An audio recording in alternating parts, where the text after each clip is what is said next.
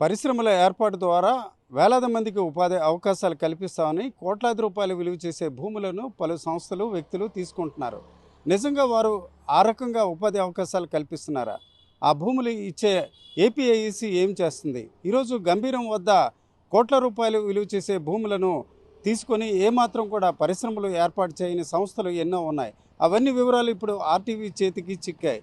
గంభీరం వద్ద చూసిన ఈరోజు నగరం అభివృద్ధి చెందుతున్న దశలో కోట్ల రూపాయలు విలువ చేసిన క్రమంలో ఆ భూములను మరొకరికి విక్రయించి రియల్ ఎస్టేట్ వ్యవహారం చేసిన సంస్థలు ఏంటి? ఏపీఐసి అధికారులు ఎందుకు నోరు మెదపడం లేదు? ఈ విషయాలపై ఇప్పుడు మనం చూద్దాం. ఓ పేదవాడు నిలువ నీడ కోసం ఇంటి దరఖాస్తు చేపట్టడానికి తహసీల్దార్ కార్యాలయాల చుట్టూ, ఇప్పుడు చూస్తే సచివాలయాల చుట్టూ కూడా తిరిగే పరిస్థితి ఉంటుంది, కానీ చిన్న స్థలం దక్కే పరిస్థితి ఉండదు. కానీ ఈరోజు చూసుకుంటే ఆంధ్రప్రదేశ్లో ఏ ప్రభుత్వం వచ్చినప్పుడు కూడా కోట్ల రూపాయలు విలువ చేసే భూములు దారాదత్తం చేస్తున్నాయి. ఇది వైఎస్ఆర్సీపీ కావచ్చు, కూటమి ప్రభుత్వం కావచ్చు, ఏ ప్రభుత్వ హయాంలో అయినా పరిశ్రమలు పెడతారని, అలాగే ఉపాధి అవకాశాలు కల్పిస్తారని పలు సంస్థలు ముందుకు వస్తున్నాయి. అందులో చూసుకుంటే మనం గంభీరం అనే ఈ ప్రాంతంలో ఉన్నాం. ఈ గంభీరంలో ఏపీఐసి పెద్ద ఎత్తున భూములు సేకరించింది.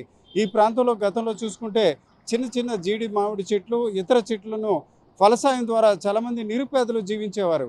కానీ వారందరినీ కూడా డీ పట్టాలు ఉన్నాయి, బీఫామ్ ల్యాండ్ అని వారిని తొలగించి ఈ ఏపీఐసి భూములు సేకరించింది. భూములు సేకరించి పెద్ద ఎత్తున ఉపాధి అవకాశాలు కల్పిస్తామని చెప్పిన సంస్థలకు భూములు ఇచ్చింది. నిజంగా ఆ భూముల్లో వారు సంస్థలు ప్రారంభించారా? నిజంగా ప్రారంభించి చెప్పినట్టు ఉపాధి అవకాశాలు కల్పించారా? ఆ నిజాలు చూడాలంటే మనం ఇప్పుడు గంభీరంలోని ఏపీఐసికి సంబంధించిన లేఅవుట్లో చూద్దాం. ఇప్పుడు లోపలికి వెళ్తే ఎన్ని పరిశ్రమలు వచ్చాయి, ఆ పరిశ్రమల్లో నిజంగా ఉపాధి అవకాశాలు కనిపిస్తున్నాయా, లేక రియల్ ఎస్టేట్ వ్యవహారం జరుగుతుందా అన్న విషయంపై మనం ఇప్పుడు చూద్దాం. నిజంగా చూసుకుంటే ఈరోజు కూటమి ప్రభుత్వం, గతంలో వైఎస్ఆర్సీపీ ప్రభుత్వం, అంతకుముందు కాంగ్రెస్ ప్రభుత్వం, ఏ ప్రభుత్వం వచ్చినప్పుడు కూడా కొన్ని వర్గాలు ఈ రకంగా భూములు తీసుకొని వారికి నచ్చిన రీతిన వ్యవహరించి ఉపాధి అవకాశాలు కల్పించలేదు అన్న దానికి ఒక వాస్తవంగా గంభీరంలోని ఏపీఐసి లేఅవుట్నే మనం ఒక నిదర్శనంగా తీసుకోవచ్చు. Local to global news at your fingertips. మీ చేతిలో ఒక ఆయుధం. Download R TV app. Media legend Ravi Prakash is back.